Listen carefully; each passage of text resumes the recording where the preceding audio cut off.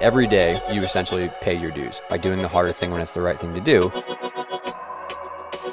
So many of your points, which I think is interesting because, like I said, it goes against a lot of, like, as far as your opinions on strength training with weights and kind of your exercises. Because, I mean, as far as how my experience has gone is you do your gymnastics conditioning for gymnastics, and that's what's going to get you where you need to be. Mhm. So I just think that's really interesting. Mhm. So one of my questions was, how much do you think overtraining and injury correlate? Ooh, that's a bag of worms, but that is a great first question.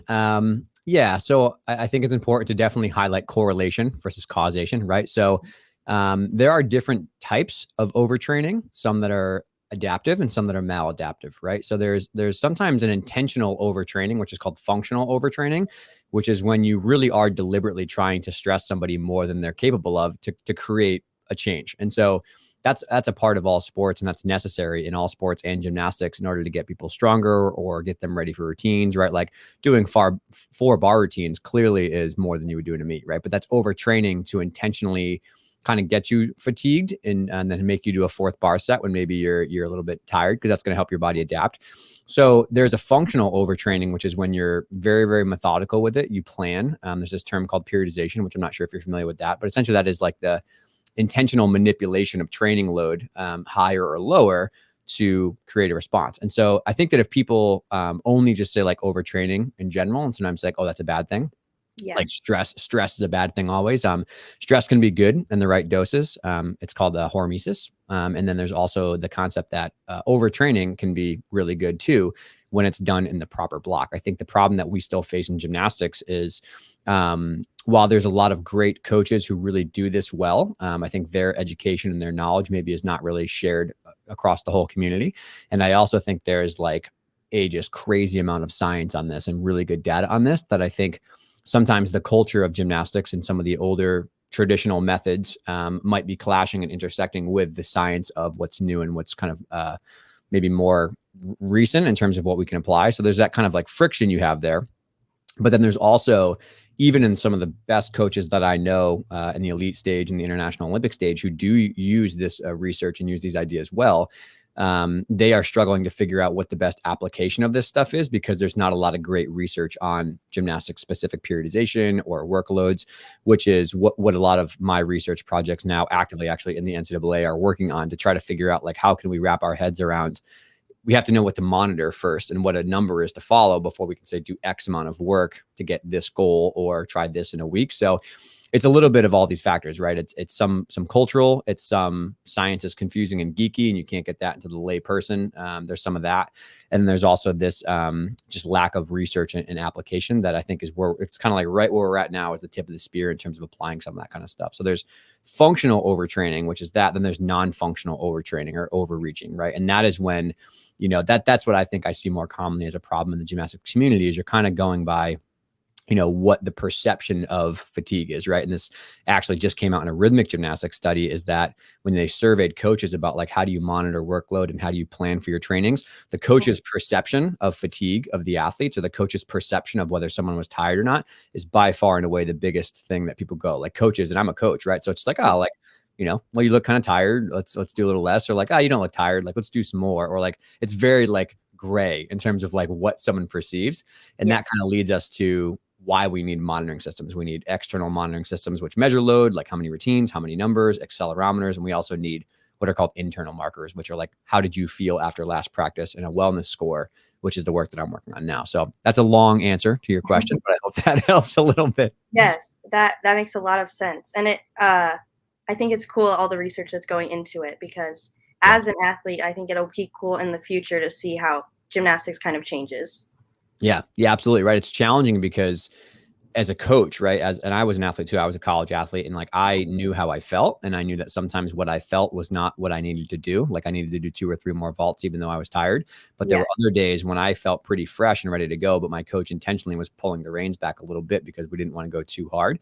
And so I think it's tough, because as an athlete in our culture, as you know, and all of us type A personalities, is like more is always better. Like more, more routines, more work, more strict, more reps. Like there's never enough time to fill in all the things you have to do. And if you look at the literature, hard and smart training is very helpful for performance and for injury risk reduction. But it gets a runaway train very fast where you're just always doing more and you're really pushing too hard. And so I think that's where we run into a problem of sometimes it's just like the Wild West. We're not really calculating how much we're doing and what we're supposed to do. And so that's when injuries come up or someone gets really tired or burnt out, or, in our culture, unfortunately, we have like 12-year-old kids before puberty trying to reach really, really high level skills. And that's obviously a problem. So yeah, it's needed. It's needed to be objective about wellness and feedback and workloads, which is challenging because it's a complex sport. But I think as we go farther, we'll see that it is helpful, but I also think we'll see that it's a blend of the art of coaching and feedback and communication with the numbers and the geeky stuff. So it's not really all one or the other. Another question is, how much training versus conditioning should gymnasts do? Or strength. Yeah, that's a really good question. That is another kind of challenging one, right? So I can give you kind of what I think my personal opinion is and what I've learned from other people, and then I can give you some caveats. So I think generally, and I've talked to some friends of mine that have produced world and Olympic level athletes, I think generally a good rule of thumb is a third of the time in the gym should probably be spent on strength conditioning or physical preparation, right? And for me, physical preparation includes strength, flexibility, dance, all that kind of stuff. Like it's all into one bucket. So I personally feel as though, particularly with younger athletes, it's like 30 to 40% is probably on physical preparation and just foundational work. And then 30% of the time, or 33, if you're looking at numbers, is probably like more basics and drills and foundational stuff and just really perfect technique. I think so many people don't unfortunately put in the work to just getting strong and having really good fundamentals and basics. And they're kind of going like way more on the skill side, and that kind of throws them off. And then the last 33% is kind of on the actual event stuff, 10 releases or 5 tumbling passes, whatever it is. So I think that's a really good rule of thumb. That being said, I think it changes based on the level and the age and the goal of the athlete. And it also changes based on the time of the year. So based on the age and the level, right? If you have a 6-year-old level 4 who's coming in 5 to 10 hours a week, like clearly they need a little bit more skill time, right? Because they're learning fundamentals and honestly, the skill work is hard for them to do. So they might not need as much separate blocks of strength and conditioning, right? Versus you have a 15-year-old level 10 who's trying to go to college and they're in there 5 to 6 days per week.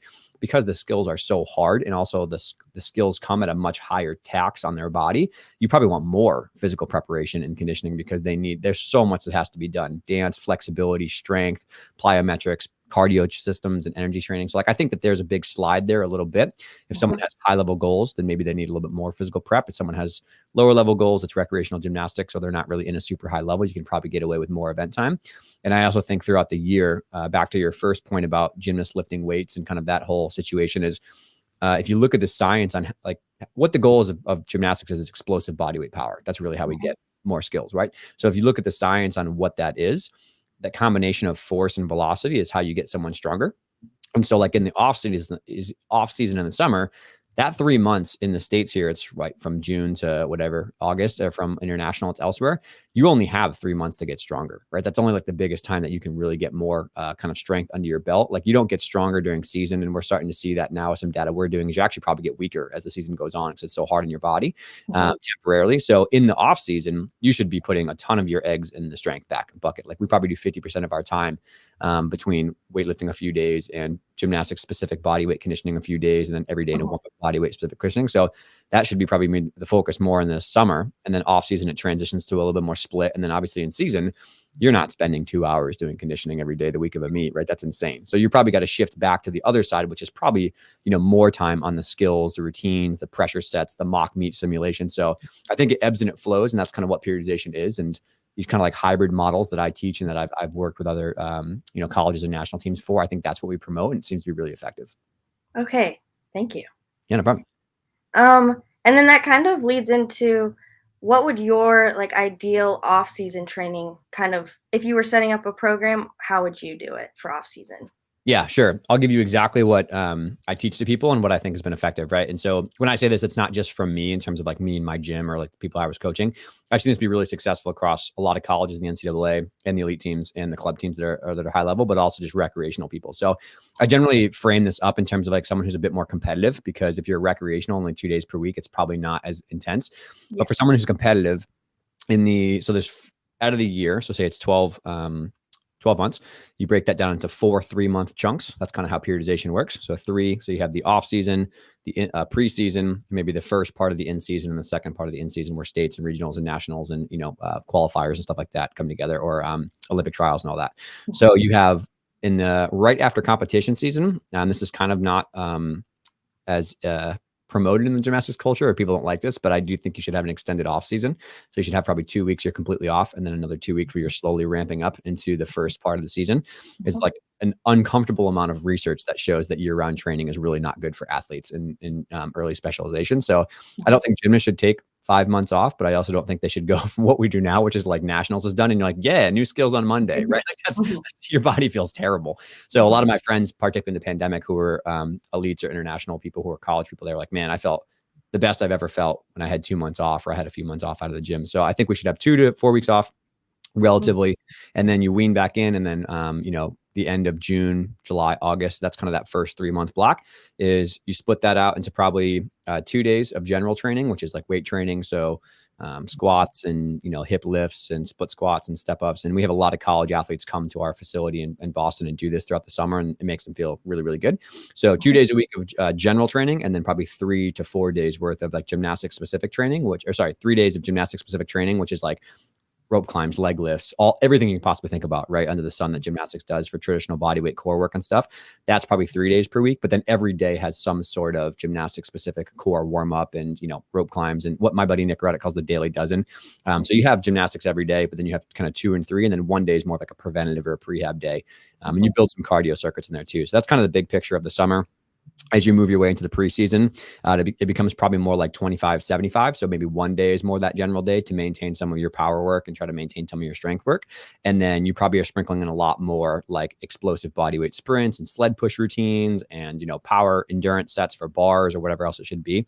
So probably like 3 days in 1 day, and one of those preventative days too, as well, to do like flexibility or dance or stuff like that. Yes. And a lot of that is really all focused on what they call like rate of force development, right? So like explosive power work, dumbbell jumps, sprints, really fast, explosive high bar tap swings, like kind of getting your speed up for vault. So that's kind of the preseason. And then as you go into in season, it's just getting all in routine shape, right? So endurance sets, longer, harder cardio sets with like more 90-second flow routine mimicking stuff like that. Just getting yourself ready for season. And then in season, it's more just about maintenance care. So that first 3 months, you're kind of just like doing strength every day. You're doing power work every day just to maintain their strength and power. But we're probably not doing a ton of weightlifting. We're probably not doing a ton of, external load. It's all body weight stuff. It's mostly all like for gymnastics, skill work, technique work. Some of the colleges I work with, when they have a dedicated strength coach, will do one day in the weight room, but it serves more of like a maintenance care, like a prehab type day, and a little bit of like filling in the gaps, because of all of us know how brutal season is on your body. And then, as you get to states and regionals and nationals, it's just like everything is about peaking and trying to make it for, D1s in the college level, or a qualifier, or, states for like a level 6 or something like that. So yeah, that's kind of the big picture. I'm happy to explain more, but I don't want to bore you too much with that. No, thank you. And then let's see. What do you think is a normal amount of time to train for gymnasts? Oh, yeah. You're trying to get me like on this like no fly list here in gymnastics. Yeah. So again, this is always where there's always like the science half of my brain, the data, the research half that tries to go based on what the literature says. And there's like the gymnast and the coach in me that's like, I don't really know. Right. So if you look at the literature would tell you that like athletes should generally not train more than their age per week in training hours. Right. So 10 years old up until the age of 15. So like 10 hours per week for a 10-year-old, 12 hours per week for a 12-year-old. Right. But you look at gymnastics, I for fact know some level 4 teams that train 20 hours a week and the kids are like 8, right? That's insane. I think that's too much, right? And you also have some elites that are training 30 to 35 hours per week doing 2-a-days, right? So I think there's like a bell curve here, and there's like a bumpers on each side, right? I don't think we should take the recommendations, because gymnastics is so hard. It's unlike many other sports. And the reality is that a lot of the things that need to, for high level goals like scholarships or elite teams or stuff like that, they happen earlier in gymnastics, right? We're not having 40-year-old elite gymnasts yet that are a regular thing. It's happening more and more. But right now, the culture has not supported that. So I think we need to go a little bit more aggressive on training hours per week, but I don't think I think it's absolutely insane for 8-year-olds to 10-year-olds to be training 20 to 25 hours per week. Like there's so much junk mileage that's in those training sessions. It's insane. So I think it's probably, for me, I teach people that it's probably going to be your age equals your training hours plus or minus 3 up until the age of about 15, right? So I think that a 12-year-old who has high level goals can train 15 or so hours per week and maybe do some extra conditioning to make it 16 or 17 on the side and stuff. Like, I think that's realistic. And then I think that, like an 8-year-old training 10 hours per week is not the craziest thing. And it's hard here because the quality of your training hours and the quantity of your training hours are completely different, right? I know some gyms that have really high level 10 goals and college goals. They train 25 hours per week, but it's an hour warm up. It's a half hour of dance. There's tons of prehab. There's tons of skill work. It's very intentional skill work. They're watching video. They're talking about feedback. They're doing drills. It's not just like go, go, go, go, go, right? So there's those gyms that I've seen that are 25 hours, but they're very intelligent. They're very smart, and their kids do really well. And they're also not like super banged up with injuries. I've seen other gyms that are 15 hours per week and they absolutely crush the kids, right? They're just like the most aggressive I've ever seen. They're doing 10 to 15 vaults per night. They're doing 10 beam routines per night. They're doing like 5 hard floor routines. And they're just like, figure it out, suck it up. Like, no big deal. Like, you got to be tougher. And the kids just erode throughout the season, right? And I see them in my medical practice and consulting stuff. So you have to have that asterisk, right? You could treat 15 hours crazy, or you could treat 25 hours incredibly well with so much extra stuff. But that being said, this is a huge problem in gymnastics, is like we have zero guidelines, right? If you try to figure out like how much should a 10-year-old train, and you look at like all of the resources around the world, there's some like kind of suggestions, but there's no hard and fast rules for like how many hours or for what level and stuff. So that's something I've been trying to really get my colleagues and friends to help out with, is like, let's get a bunch of the best gymnastics coaches around. Let's get a bunch of the medical providers and strength coaches and make consensus statements, which is what they do in the medical literature. Consensus statements for, okay, how much should a 12-year-old train, and what should those 20 hours, 15 hours, whatever training hours look like? Like, what's a realistic starting point? And I think until we get to that point, we're not going to really have any, great guidelines to follow. But I also think we need to do a better job in gymnastics of culturally putting peer pressure on each other when you hear about these level 5s training 20 to 25 hours for like the Olympics, right? Like, these kids are 10 years old and they're doing like homeschool. It's like, bro, what are we doing right now? Because I think like it's clear that the literature says that person is probably going to have a lowered performance long term. They're going to probably burn out at a higher rate. And their injury rate is just skyrocketing through the roof. And so I personally know a lot of coaches who have level 10s who are very successful multiple years in a row. And they, within 20 to 25 hours, they can get everything they need done per week. And it's not like a crush fest. And Amy Borman told me with Simone that like up until she was like on national team, she was training 20 to 25 hours per week, had weekends off Monday to Friday. And clearly that worked out well. She's a genetic freak, right? But I also know there's many other elites that follow that idea of like going to public school, 20 to 25 hours.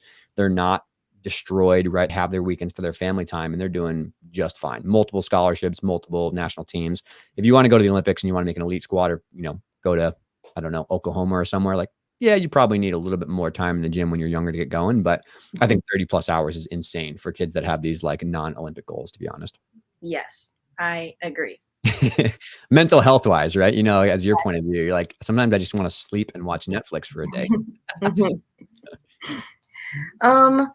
And then I guess this is kind of a loaded question, so if you don't know how to answer, that's okay. But do you believe in the 10,000 hour rule, the focused on mastery? Gladwell? Yeah. So do I believe in it? Let me think on this before I give an intelligent answer. Do I believe in it? Yes. Do I think it's hard, like a non-negotiable? No. Because again, I think it comes back to the quality of those training hours. I think in gymnastics and many other sports, you can accumulate 10,000 hours and sit on your butt half a practice, right? Like, just putts around the chalk bucket and kind of do some here or there's like, that's not a great 10,000 hours, right? But 10,000 hours of deliberate practice, I think, is very different when you're having methodical, very intentional based approaches. So the problem here is not so much if you hit 10,000 hours, it's the rate at which you accumulate 10,000 hours, right? Because in gymnastics culture, right now, we have studies that show that some gymnasts specialize by the age of 6 or 8, right? And so they're only doing gymnastics year round for 12 months out of the year. And they're going to get to that 10,000 hours very, very fast. And it comes with a massive negative impact on their career and on their health. And so the reason that I used to dance around these topics about like early specialization and year-round training and like all this kind of stuff, fearful that people would have a whiplash effect and, like, kind of speak up against it. But look at the reality of what's happening, right? How many 10 to 14-year-old gymnasts do we lose with injuries or burnout or stalled progress, right? How many kids in the last 5 years have come out with horror stories about overtraining and, the situation with coaches or parents putting a lot of pressure, or early college recruiting being a huge problem. Like it's a massive problem. Like, and I think I'm pretty well versed in the literature and like the research of what the injury rates are. And everybody who works in gymnastics knows that we are not admitting how bad it really is, right? Like so many crunched ankles that I'll just shake it off, or like, oh, my back kind of hurts, but I'll just let it go. Like the only ones you hear about are like ankle sprains and like really bad injuries. I bet the injury rates are 2 to 3 times what we see in the research because nobody wants to talk about it. Coaches just look the other way. Gymnasts don't speak up. Medical providers are like, meh, this culture just refuses to change. So I don't think the reality is fully in our view of how gnarly the sport can be on your body, but also too is like, look at the dramatic rise in mental health issues, right? I've coached worked with thousands of gymnasts that talk about depression and anxiety and burnout and tons of problems related to their mental health, because they're just, the pressure on them when they're like 12 years old to 15 years old is astronomical. And so I think if you factor in all those things together, we have to take a really hard look back at what 10,000 hours looks like, right? Like there's a way to approach that 10,000 hours, maybe over the course of 25 years, right? From 5 to 30, right? And not condense that down from 5 to 18, right? And then have everybody squish it together. Because I mean, look at how the average age of the Olympics and the world championships, like in the last like couple of years, right? Like it's trending upward with 22, 24, 26. And so I don't think we've ever had an opportunity where we can try the alternative, which is slow down a little bit, really pace these things out, get great coaching education about how to get through those younger years, but still develop the athletes well. So I don't know. I think, yes, that 10,000 hours is appropriate, and it may have a factor to play, but I think our problem right now is not so much with the total hours. It's the rate of accumulation of hours that is putting a lot of undue stress. And like I said, I know many great coaches who pace out the athletes well. They do just fine, and they're able to get, great results at college and beyond.